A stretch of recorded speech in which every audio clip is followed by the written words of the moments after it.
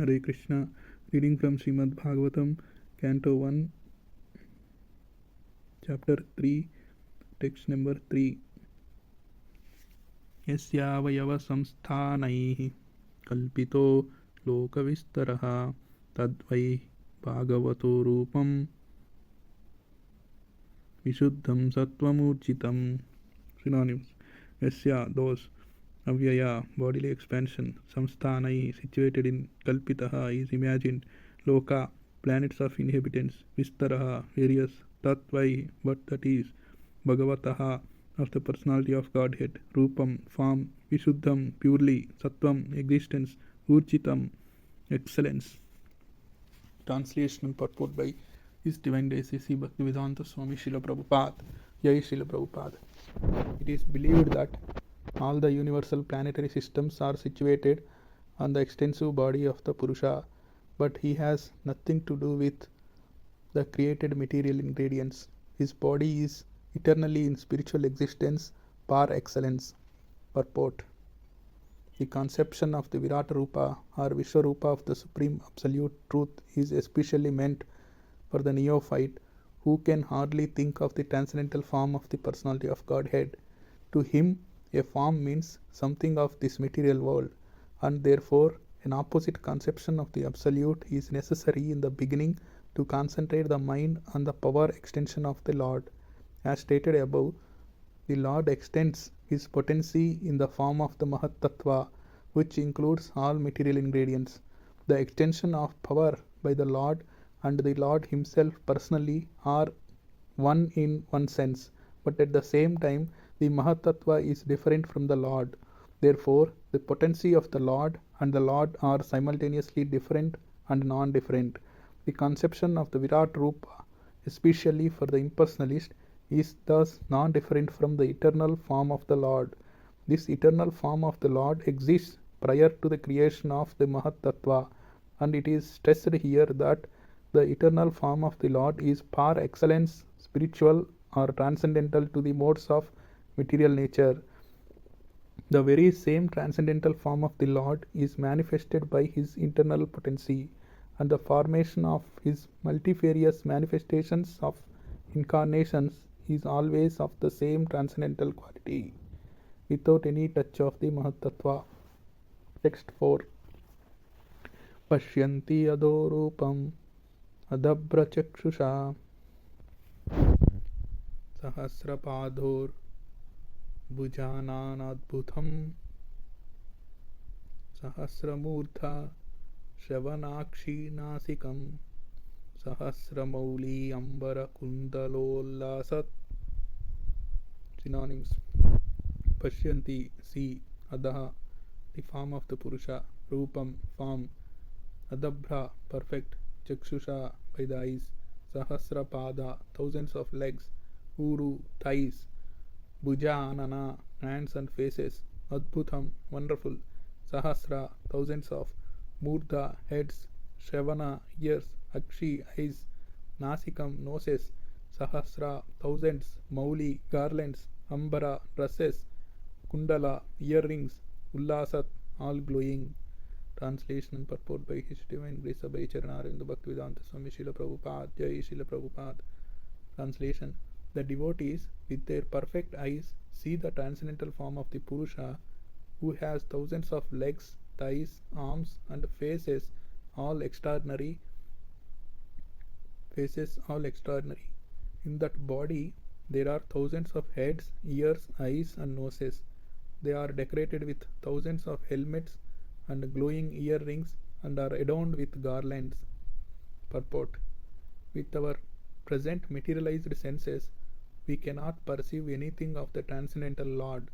Our present senses are to be rectified by the process of devotional service, and then the Lord himself becomes revealed to us. In the Bhagavad Gita, it is confirmed that the transcendental Lord can be perceived only by pure devotional service. So it is confirmed in the Vedas that only devotional service can lead one to the side of the Lord, and that only devotional service can reveal him. In the Brahma Samhita also, it is said that The Lord is always visible to the devotees whose eyes have been anointed with the tinge of devotional service. So, we have to take information of the transcendental form of the Lord from persons who have actually seen Him with perfect eyes smeared with devotional service. In the material world also, we do not always see things with our own eyes. We sometimes see through the experience of those who have actually seen or done things. If that is the process for experiencing a mundane object, it is more perfectly applicable in matters transcendental. So, only with patience and perseverance can we realize the transcendental subject matter regarding the Absolute Truth and his different forms. He is formless to the neophytes, but he is in transcendental form to the expert servitor. Text 5.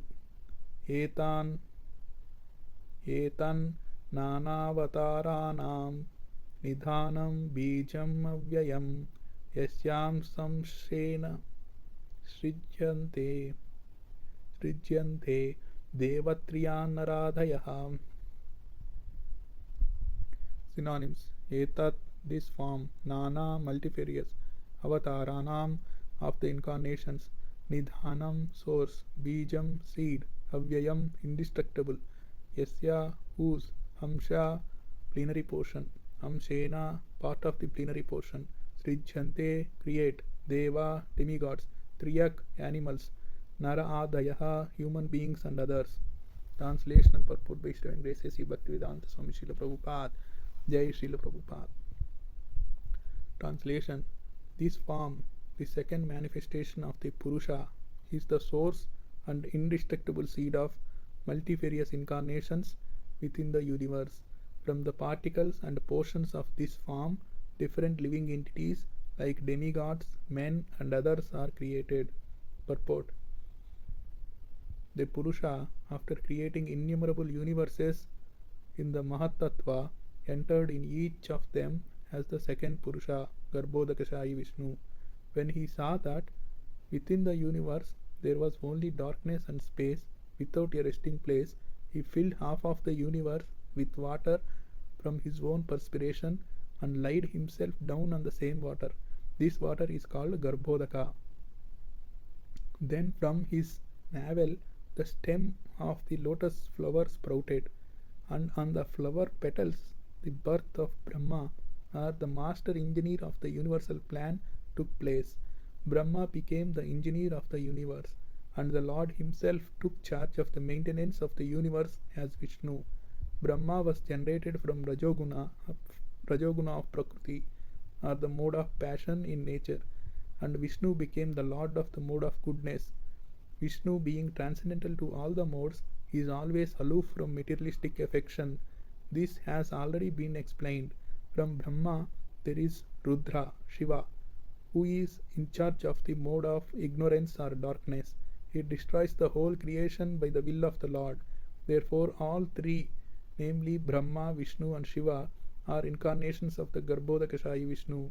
From Brahma the other demigods like Daksha, Marichi, Manu and many others become incarnated to generate living entities within the universe. This Garbhodakashayi Vishnu is glorified in the Vedas in the hymns of Garbhastuti, which begin with the description of the Lord as having thousands of heads, etc. The Garbhodakashayi Vishnu is the Lord of the universe, and although he appears to be lying within the universe, he is always transcendental. This also has already been explained. The Vishnu, who is the plenary portion of the Garbhodakashayi Vishnu, is the super soul of the universal life, and he is known as the maintainer of the universe, or Kshirodakashayi Vishnu. So, the three features of the virginal Purusha are thus understood, and all the incarnations within the universe are emanations from this Kshirodakashayi Vishnu. In different millennia, there are different incarnations, and they are innumerable, although some of them are very prominent, such as Matsya, Kurma, Varaha, Rama, Narsimha, Vamana, and many others. These incarnations are called Leela incarnations. Then there are qualitative incarnations such as Brahma, Vishnu, and Shiva or Rudra. who take charge of the different modes of material nature. Lord Vishnu is non different from the personality of Godhead. Lord Shiva is in the marginal position between the personality of Godhead and the living entities or Jivas. Brahma is always a Jiva Tattva, the highest pious living being, or the greatest devotee of the Lord. He is empowered with the potency of the Lord for creation, and he is called Brahma. His power is like the power of the sun reflected in valuable stones and jewels. When there is no such living being to take charge of the post of Brahma, the Lord himself becomes a Brahma and takes charge of the post. Lord Shiva is not an ordinary living being. He is the plenary portion of the Lord. But because Lord Shiva is in direct touch with material nature, he is not exactly in the same transcendental position as Lord Vishnu. The difference is like that between milk and curd. Curd is nothing but milk, and yet it cannot be used in place of milk. The next incarnations are the Manus. Within 1 day's duration of the life of Brahma, which is calculated by our solar year as 4,300,000 multiplied by 1000 years, there are 14 Manus.